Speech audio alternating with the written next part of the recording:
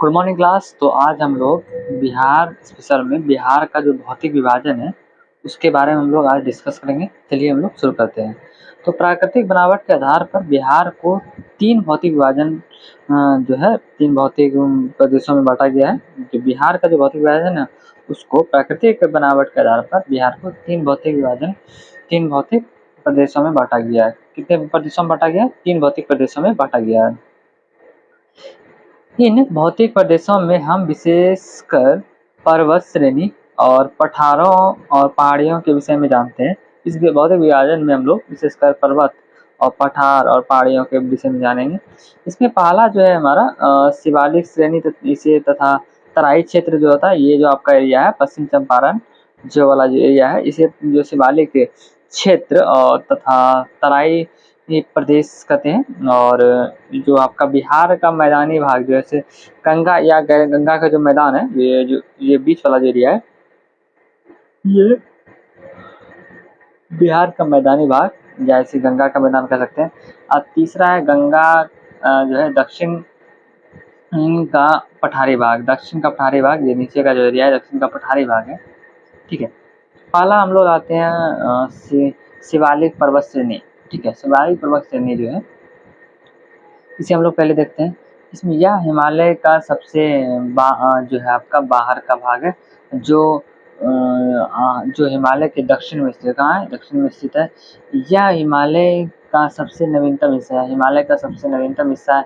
इसका निर्माण तृतीय काल या तृतीयक श्रेणी के दौरान हुआ था। ठीक है। बिहार का जो शिवालिक पर्वत श्रेणी है, इसका विस्तार उत्तर पश्चिम भाग में हुआ है। उत्तर पश्चिम भाग, ये जो वाला जो एरिया है उत्तर पश्चिमी भाग, यहाँ पे इसका हुआ है निर्माण। ठीक है। यह मुख्य रूप से पश्चिम चंपारण में है।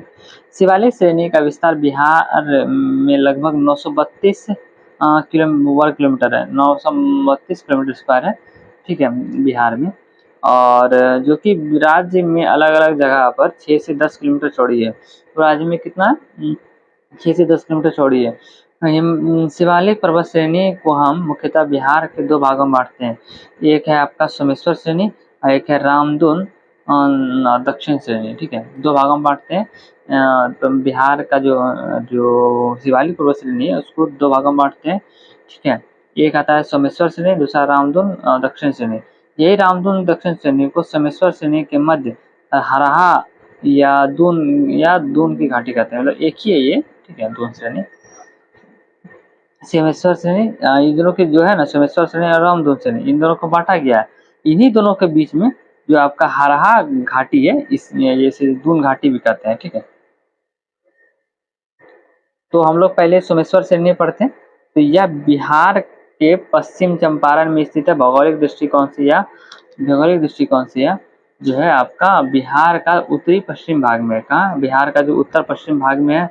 और सोमेश्वर श्रेणी बिहार के पश्चिम में त्रिवेणी नहर जो है आपका जो बिहार का जो सोमेश्वर श्रेणी है ना, ये बिहार के पश्चिम में त्रिवेणी नहर से लेकर भिकना ठोरी तक विस्तार है। जो सोमेश्वर श्रेणी है वो आपका जो पश्चिम में जो है आपका त्रिवेणी नहर से लेकर भिकना ठोरी तक विस्तारित है। ठीक है, वहाँ तक फैला हुआ है। और सोमेश्वर श्रेणी की चौड़ाई बिहार में 6 से 10 किलोमीटर तक है। सोमेश्वर श्रेणी की चौड़ाई जो है बिहार में 6 से 10 किलोमीटर तक है। इसका कुल लंबाई बिहार में 74 किलोमीटर है। इसकी कुल लंबाई बिहार में 74 किलोमीटर तक है। सोमेश्वर श्रेणी की ऊंचाई 150 मीटर से लेकर 880 मीटर तक है। सोमेश्वर श्रेणी की जो ऊंचाई है वो 150 मीटर से लेकर 880 मीटर तक है। बिहार में सोमेश्वर श्रेणी की सबसे ऊंची चोटी 874 मीटर तक है। बिहार में जो सोमेश्वर श्रेणी की सबसे ऊंची चोटी है 874 मीटर तक है। कितना है? 874 मीटर तक। बिहार में सोमेश्वर श्रेणी की सबसे ऊंची चोटी जो है आपका 874 मीटर है। ये टर्सरी समूह की चट्टानें से निर्मित है। यह जो है टर्सरी समूह की चट्टानों से निर्मित है। ठीक है, जो आपको सोमेश्वर श्रेणी टर्सरी समूह की चट्टानों से निर्मित है। इन क्षेत्रों में कई दर्रा है। इन क्षेत्रों में कई दर्रा है, जो आपका दोनों तरफ से पहाड़ होता है, बीच में जो जगह होता है उसी को दर्रा कहते हैं। इन जो है क्षेत्रों में, सोमेश्वर श्रेणी के क्षेत्रों में दर्रा बहुत है और कई दर्रे स्थित है, जिसमें से भिकना ठोरी दर्रा और गरबा दर्रा और सोमेश्वर दर्रा प्रमुख है। इसमें जो प्रमुख दर्रे हैं, जो आपका भिकना ठोरी हो गया, गरबा दर्रा हो गया, सोमेश्वर दर्रा प्रमुख है। अब हम लोग आते हैं रामधुन श्रेणी। रामधुन श्रेणी इसको दक्षिण श्रेणी कहते हैं, रामधुन या दक्षिण श्रेणी। ये जो आपका है, ये ऊपर का जो है आपका सोमेश्वर श्रेणी है और नीचे का जो है इसे दक्षिण श्रेणी या रामधुन श्रेणी कहते हैं। जो ऊपर का था ना, ये सोमेश्वर श्रेणी, नीचे का ये आपका दक्षिणी श्रेणी है बोले, या रामधुन श्रेणी कहते हैं। और यही बीच का जो हरहा घाटी है, ठीक है। तो यह पश्चिम चंपारण में से, ये भी पश्चिम चंपारण में है। रामधुन की कुल लंबाई 32 किलोमीटर तक है। इसकी जो कुल लंबाई है 32 किलोमीटर तक। इस श्रेणी की चौड़ाई 6 से 8 किलोमीटर चौड़ी देखी जाती है।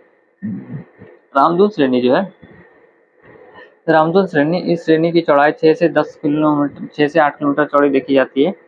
यह शिवालिक श्रेणी का दक्षिणतम हिस्सा है। यह शिवालिक श्रेणी का दक्षिणतम हिस्सा है। शिवालिक श्रेणी का दक्षिणतम हिस्सा है। ये जो है ना, शिवालिक श्रेणी का दक्षिणतम, जिसमें से दक्षिण श्रेणी के नाम से जाना, जैसे दक्षिण श्रेणी के नाम से जाता है। यह शिवालिक श्रेणी का दक्षिणतम हिस्सा है, जिसे हम लोग दक्षिण श्रेणी के नाम से जाना है। पश्चिम चंपारण के संतपुर में इसकी सबसे ऊंची चोटी 240 मीटर तक ऊंची है। यह शिवालिक श्रेणी का दक्षिणतम हिस्सा है। यह जो है आपका शिवालिक श्रेणी का दक्षिणतम हिस्सा है, जिसे दक्षिण श्रेणी के नाम से भी जाना जाता है। और पश्चिम चंपारण के संतपुर में इसकी ये सबसे ऊंची चोटी 240 मीटर ऊंची है। पश्चिम चंपारण कितना है, जो संतपुर है इसमें सबसे ऊंची चोटी इसकी कितना है, 240 मीटर है। हरहा घाटी, हरहा घाटी को दून घाटी भी कहते हैं। सोमेश्वर श्रेणी और रामधुन श्रेणी के मध्य हरहा घाटी ये जो है विस्तृत है, इन दोनों के बीच में है। और हरहा घाटी की कुल लंबाई 22 किलोमीटर है। इसकी जो कुल लंबाई है ना 22 किलोमीटर है और समुद्र तल से इसकी ऊंचाई 152 मीटर है। इसका जो कुल लंबाई हरहा घाटी का पूछेगा तो वो 22 किलोमीटर हो जाएगा। और कुल इसका बोलेगा कि समुद्र तल से इसकी ऊंचाई बोलेगा 152 मीटर है। इसके इर्द गिर्द जरूर जो है आपका, इसके इर्द गिर्द जो है आपका जरूर मिट्टी है आपका विस्तृत है। इसके इर्द गिर्द क्या है, जरूर मिट्टी का विस्तार है। अब आते हैं हम लोग पहले हम लोग देख लिए शिवालिक पर्वत श्रेणी। अब दूसरा हम लोग जो हमारा है आपका बिहार का जो मैदानी भाग है, जो गंगा का मैदान है, दूसरा जिसमें भौतिक विभाजन है, इसके बारे में देख लेते हैं। बिहार का जो मैदानी भाग या गंगा का मैदानी भाग बोलिए, बिहार का मैदानी भाग बोलिए या गंगा का मैदानी भाग बोलिए, एक ही है। तो गंगा तथा इसकी सहायक नदियों द्वारा जो बिहार की मैदानी भाग का निर्माण हुआ है, और बिहार के जो मैदानी भाग का विस्तार है कितना है, 90,660 किलोमीटर स्क्वायर है। कितना वर्ग किलोमीटर बोलिए या किलोमीटर स्क्वायर बोलिए, 90,660 वर्ग किलोमीटर है, जो कि बिहार के कुल क्षेत्रफल का 96% जो प्रतिशत भाग है। ये जो आपका है ना, तो बिहार का जो मैदानी भाग, ये कुल बिहार के क्षेत्रफल का 96% भाग का पर है। बिहार के मैदानी भाग में मुख्यतः जलोढ़ मृदा पाया जाता है। कौन सा मिट्टी पाया जाता है, जलोढ़ मृदा पाया जाता है। इन मैदानी भाग में नवीन जलोढ़ मृदा खादर और पुरानी जलोढ़ मृदा बांगर दोनों विस्तृत है। ये जो मैदानी भाग है इसमें नवीन जलोढ़ मृदा जो होता है इसे खादर कहते हैं, और पुरानी जलोढ़ मृदा उसे बांगर, तो बांगर दोनों विस्तृत है। इन मैदानी भागों में समतल भूमि, चौर और या मन तथा ताल क्षेत्र भी दिखाया था। इन मैदानी क्षेत्रों में समतल भूमि जो है हो गया आपका, चौर हो गया, मन हो गया तथा ताल क्षेत्र देखे जाते हैं। चौर मन जो होता है ना, चौर मन क्या होता है कि नदियों के मार्ग में मोड़दार होने के कारण कई जगह पानी वर्षों तक रुक जाता है और स्थानीय भाषा में उसे चौर या मन कहा जाता है, जिसे दियारा के नाम से भी जाना जाता है। ये होता है क्या है कि इन मैदानी भागों में समतल भूमि और चौरमन तथा ताल क्षेत्र भी देखने को मिलता है। चौरमन क्या होता है कि नदियों के मार्ग जो मोड़दार होने के कारण क्या होता है कि कई जगह पे पानी रुक जाता है, कई वर्षों तक रुक जाता है। रुक जाने के कारण क्या होता है कि स्थानीय भाषाओं में उसे चौर या मन कहते हैं। इसे हम लोग दियारा भी के नाम से, दियारा के नाम से भी जाना जाता है। बिहार के आपका मैदानी भागों में जलोढ़ मृदा जो का विस्तार कुल लगभग इसका 90% है। मतलब जो बिहार में जो जलोढ़ मृदा का विस्तार पूछेगा ना, वो कितना है, 90% तक है। बिहार के जो मैदानी भागों को दो भागों में बांटते हैं हम लोग। बिहार के जो मैदानी भाग है उसे दो भागों में बांटते हैं। एक बिहार का मैदानी भाग इसे दो भागों में बांटते हैं। उत्तरी बिहार का मैदान या गंगा का उत्तरी मैदान बोलिए, दक्षिण बिहार का मैदान या दक्षिण का मैदान बोलिए, दक्षिण का मैदान बोलिए, बात एक ही है, ठीक है। दक्षिण बिहार का मैदान बोलिए या दक्षिण गंगा का मैदान बोलिए। हम लोग पहले आते हैं उत्तरी बिहार का मैदान या गंगा का उत्तरी मैदान। इन मैदानों का विस्तार लगभग 56,000 वर्ग किलोमीटर हुआ है। कितना है? 56,000 वर्ग किलोमीटर हुआ है और तक है। इस इन मैदानी भाग का जो है आपका निर्माण गंगा की उत्तरी सहायक नदियों तथा गंगा के द्वारा हुआ है। जो आपका जो उत्तरी मैदान है ना,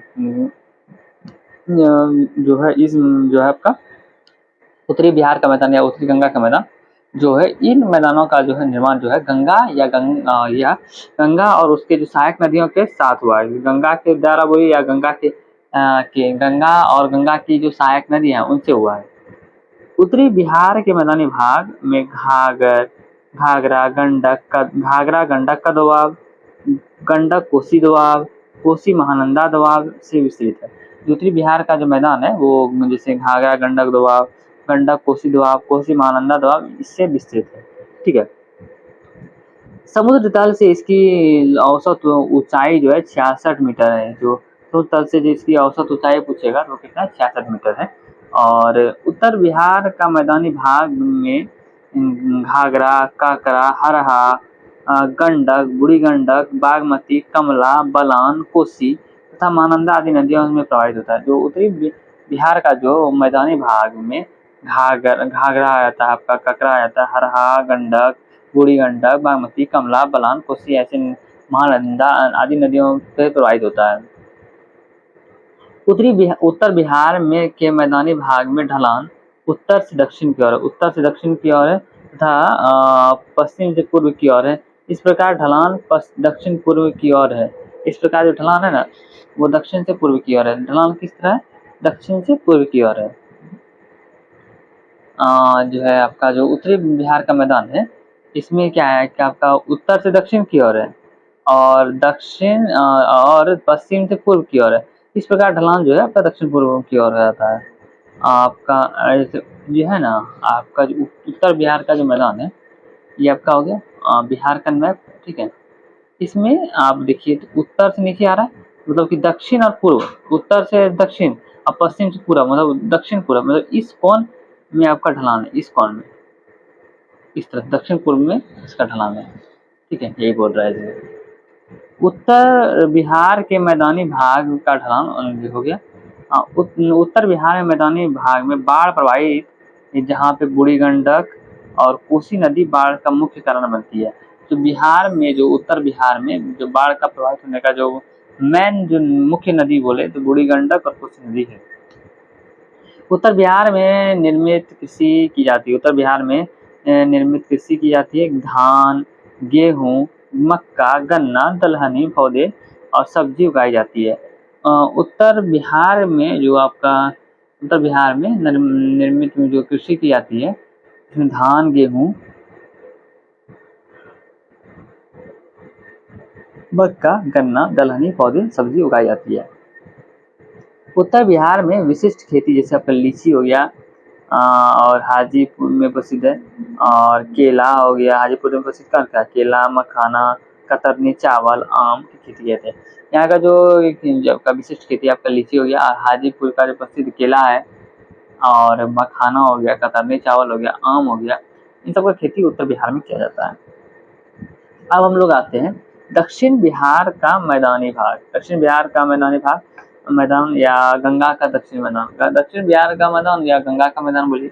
बिहार के दक्षिण में लगभग 33,000 वर्ग किलोमीटर विस्तृत है और उत्तर बिहार का कितना था 56,000 और इसका कितना है 33,000 है, ठीक है, वर्ग किलोमीटर विस्तृत है। बिहार के दक्षिण मैदानी भाग का निर्माण कर्मनाशा तथा सोन दोआब तथा सोन और तथा क्यूल का दोआब में विस्तृत है। दक्षिण बिहार में मगध का मैदानी भाग सबसे बड़ा है। जो आपका बोला जाए तो दक्षिण बिहार का जो मैदानी भाग है या गंगा के नजर है, इसका जो कुल विस्तार कितना है 33,000 वर्ग किलोमीटर विस्तृत है। और बिहार के दक्षिण भाग में इसका निर्माण कर्मनाशा तथा सोन का दोआब या सोन और क्यूल के दोआब में विस्तृत है। और दक्षिण बिहार में मगध का मैदानी भाग सबसे प्रसिद्ध है। इसमें जो आपका सबसे प्रसिद्ध बोलेगा ना, तो दक्षिण बिहार में अगर बोलेगा निर्माण तो कर्मनाशा और सोन दोआब और सोन और क्यूल दोआब विस्तृत है। और अगर ये पूछेगा कि सबसे प्रसिद्ध है तो प्रसिद्ध में आपका मगध का जो मैदानी भाग है ना, ये सबसे प्रसिद्ध है, ठीक है, सबसे प्रसिद्ध है, ठीक है।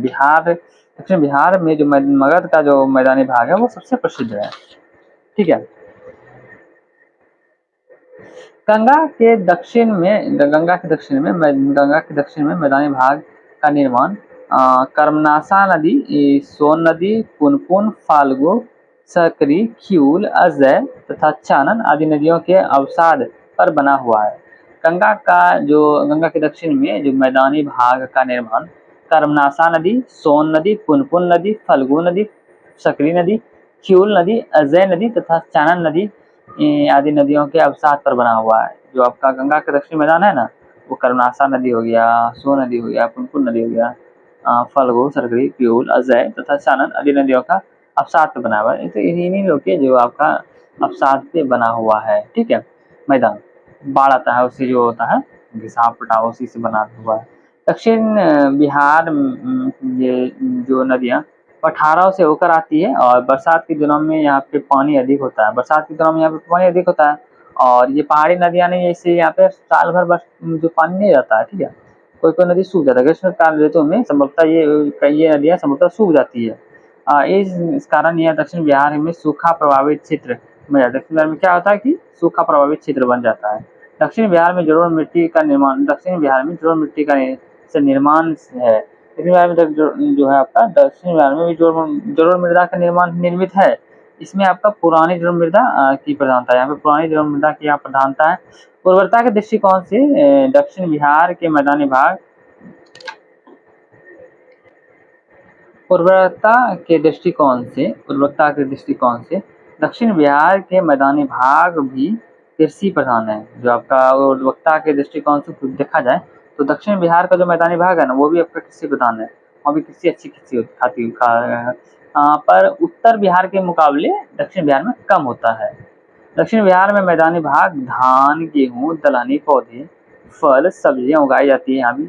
और दक्षिण बिहार में अमरूद हो गया, आम हो गया, केला, कटहल आदि फलों का उत्पादन भी किया जाता है। नालंदा में सर्वाधिक जो उत्पादन होता है अमरूद का उत्पादन होता है। सर्वाधिक किसका उत्पादन होता है? नालंदा में अमरूद का उत्पादन होता है। यहाँ तक तो हो गया। हम लोगों ने भौतिक विभाजन में विशेषकर 3 भागों में देखा था।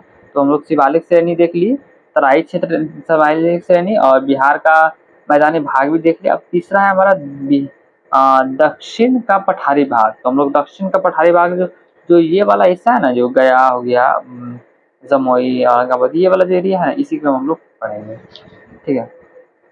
दक्षिण बिहार का पठारी क्षेत्र, इसका विस्तार और आपका कैमूर से लेकर बांका तक आता है। जो ना औरंगाबाद हो गया, कैमूर हो गया, रोहतास हो गया और गया हो गया, इस सब में आपका है।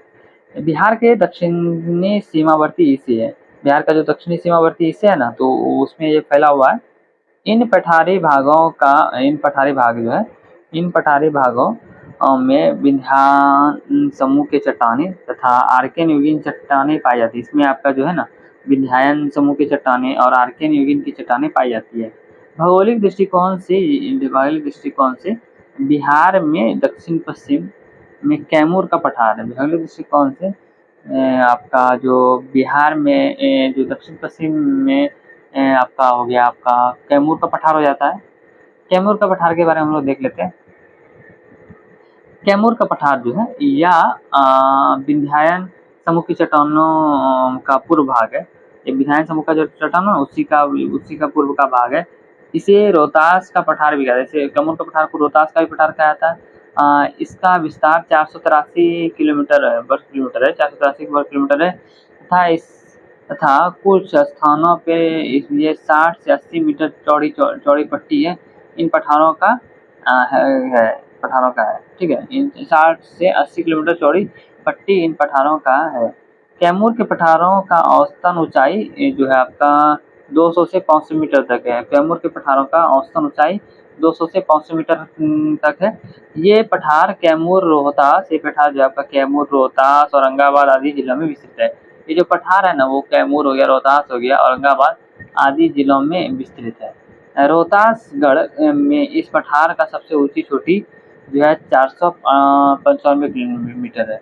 रोहतासगढ़ में जो इस पठार का सबसे ऊंची चोटी जो है ये कितना है 495 मीटर है। रोहतासगढ़ में इस पठार का सबसे ऊंची चोटी कितना है 495, कैमूर के पठार का 495 मीटर है। इन पठारों में बॉक्साइट, चूना पत्थर, पायराइट तथा डोलोमाइट आदि खनिजों का भंडार है। यहाँ पे कौन खनिज बातें हैं? बॉक्साइट, चूना पत्थर, पायराइट तथा डोलोमाइट ये खनिजें यहाँ पे भंडारित है, ठीक है। और यहाँ पे देखा जाए तो कैमूर के पठार में कर्मनाशा नदी का उद्गम होता है। यहाँ पे किस नदी का उद्गम होता है? कर्मनाशा नदी का उद्गम होता है।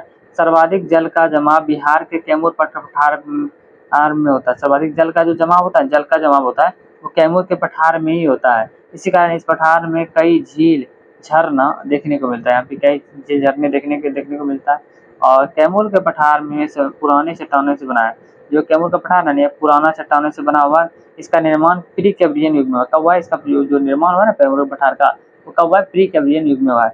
रोहतास में बंजारी तथा आमझोर पहाड़ियां स्थित है। यहाँ पे कौन कौन पहाड़ियां हैं? बंजारी और आमझोर पहाड़ियां यहाँ पे स्थित है। जहाँ औरंगाबाद में झुनझुनिया पहाड़ी है। औरंगाबाद में कौन सा पहाड़ी है? झुनझुनिया पहाड़ी। ये सब पठारी भाग है, ठीक है, पठारी भाग है। आपका जो रोहतास में बंजारी, अमझोर की पहाड़ियां हैं और औरंगाबाद में झुनझुनिया पहाड़ी, ये सभी क्या है? आपका पठार है। हम लोग गया का पहाड़ी भाग देख लेते हैं। गया के दक्षिण सीमावर्ती हिस्से पहाड़ियों से घिरा हुआ है। गया का जो दक्षिणी सीमावर्ती जिला है ना, जो हिस्सा है, जिला नहीं, जिला तो गया ही है। तो गया का तो दक्षिणतम सीमावर्ती जो हिस्सा है जो है पहाड़ी से घिरा है। ये पहाड़ियाँ छोटा नागपुर का पठार का उत्तरी भाग है। ये छोटा नागपुर है ना जो आपका है, तो उसी का उत्तरी भाग है आपका गया का जो सीमावर्ती जो हिस्सा है, ठीक है। और पठार का उत्तरी भाग है। ये पहाड़ियाँ निम्नलिखित हैं। जैसे जो ये पहाड़ियाँ हैं ना, गया की पहाड़ियाँ वो निम्नलिखित क्या क्या है? रामशिला पहाड़ी। रामशिला पहाड़ी गया शहर के मध्य में स्थित है। ये गया शहर के कहाँ है? मध्य में स्थित है। और पिंडदान के दौरान यहाँ श्रद्धालुओं का आगमन होता है। यहाँ पे पिंडदान के दौरान यहाँ पे श्रद्धालुओं का आगमन यही होता है, रामशिला पहाड़ी, ठीक है। ये गया के मध्य में है। पिंडदान के दौरान यहाँ श्रद्धालुओं का आगमन होता है। दूसरा है प्रेसशिला। प्रेसशिला जो है पिंडदान का अंतिम यात्रा होता है। प्रेसशिला जो है ये आपका पिंडदान का अंतिम यात्रा होता है। तीसरा है गया की पहाड़ी का भूतशिला पहाड़ी। ये आपका हो गया तपोवन पहाड़ी, बहायोनी पहाड़ी, गहलोत घाट, बराबर की पहाड़ियाँ का कुछ हिस्सा, जेठियन पहाड़ी, कटारी हिल, राजगीर की पहाड़ी। राजगीर की पहाड़ी में भी कुछ आते हैं इसके अंदर। उदयगिरी की पहाड़ियाँ, वैभवगिरी, विपुलगिरी, रत्नागिरी में शांति स्तूप है। रत्नागिरी में आपका शांति स्तूप है। और सोनगिरी। तो कौन कौन का? रामशिला, प्रेसशिला, भूतशिला, तपोवन की पहाड़ी, रामशिला हो गया, रामशिला है ना, रामशिला पहाड़ी हो गया आपका, प्रेसशिला पहाड़ी, भूतशिला, तपोवन पहाड़ी, बहायोनी पहाड़ी, गहलोत घाट, आपका बराबर की पहाड़ियाँ, जेठियन पहाड़ी, कटारी हिल, राजगीर की पहाड़ी को उदयगिरी की पहाड़ियाँ या वैभवगिरी या विपुलगिरी, रत्नागिरी या शांति स्तूप, सोनगिरी कहते हैं। रत्नागिरी पहाड़ियाँ की ऊंचाई 380 मीटर। रत्नागिरी की पहाड़ियों की ऊंचाई 380 मीटर है। रत्नागिरी की पहाड़ियों की ऊंचाई कितना है? 380 मीटर। या राजगीर की पहाड़ियों की सबसे ऊंची, या राजगीर का जो पहाड़ी है ना उसका सबसे ऊंची चोटी है। रत्नागिरी पहाड़ियों की ऊंचाई 380 मीटर है। यह राजगीर की पहाड़ियों में सबसे ऊंची है। राजगीर की पहाड़ियों में सबसे ऊंची है मुंगेर की पहाड़ी यह बिहार के दक्षिण तथा दक्षिण पूर्व में स्थित है और दक्षिण या दक्षिण पूर्व में स्थित है तथा मुंगेर की पहाड़ी जो है दक्षिण या बिहार के दक्षिण तथा दक्षिण पूर्व में स्थित है। इसमें सर्वाधिक पुरानी चट्टानों का निर्माण इसमें स्लेट, ग्रेनाइट, नीस, बॉक्साइट आदि भंडार मौजूद है। जो मुंगेर का पहाड़ी है इसमें आपका स्लेट, ग्रेनाइट, नीस, बॉक्साइट आदि भंडार मौजूद है। खड़गपुर की पहाड़ी, इन पहाड़ियों का विस्तार मुंगेर, शेखपुरा, जमुई आदि जिले में। खड़गपुर की पहाड़ियाँ, इन पहाड़ियों का विस्तार मुंगेर, शेखपुरा, मुंगेर हो गया, शेखपुरा आदि शेखपुरा तथा जमुई आदि जिलों में स्थित है। खड़गपुर की पहाड़ियाँ, इन पहाड़ियों का विस्तार मुंगेर, शेखपुरा तथा जमुई आदि जिलों में स्थित है। खड़गपुर पहाड़ी में जमुई में सर्वाधिक सोना भंडारित है। खड़गपुर के पहाड़ियों में ही जमुई का सर्वाधिक सोना स्थित है। जो जमुई का सर्वाधिक सोना जो संभावित है वो खड़गपुर की पहाड़ियों में ही है, जमुई का। और आपका हो जाता है गिद्धेश्वर की पहाड़ी। जो गिद्धेश्वर की पहाड़ी है इसका विस्तार मुंगेर तथा जमुई जिले दोनों में है। आपका जो गिद्धेश्वर की पहाड़ी है ना, ये आपका जो है आपका मुंगेर तथा जमुई जिले दोनों में है। बांका का मंदार हिल, बांका का जो मंदार हिल है यह पर्वत बिहार का जो है ना, बांका का जो मंदार हिल स्थित है, इस पर्वत में बिहार का दूसरा रज्जू मार्ग जो रोपवे है ना, यहीं पे बनाया गया है। बिहार का जो मंदार पर्वत है यहाँ पे बिहार का दूसरा रज्जू मार्ग रोपवे बनाया गया है। तो ये हमारा जो टॉपिक था ये हमारा कंप्लीट हुआ।